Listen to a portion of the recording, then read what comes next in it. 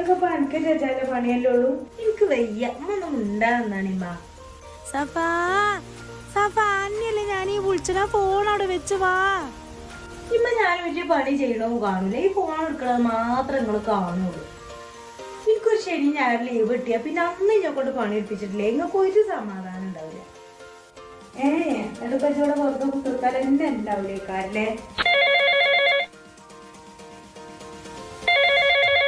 ഓ ഇനിയിപ്പൊ അതാരാണ്? അമ്മായിനാണ് ആ കുടുംബത്തിയാൽ വിളിച്ചത്. ഹലോ അമ്മായിയെ, വർത്താനം എന്താ? നല്ല വർത്താനം തന്നെ. ഞാൻ ഇടുക്ക് പോകാനാ അവിടെ പെരി തന്നെ, അല്ലാതെ ഓടിയാ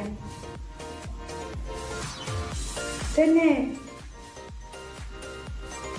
എത്താറായോ? എന്നാ ആയിക്കോട്ടെ. എന്നാ വേഗം വരി. ആയിക്കോട്ടെ, എന്നാ വരി.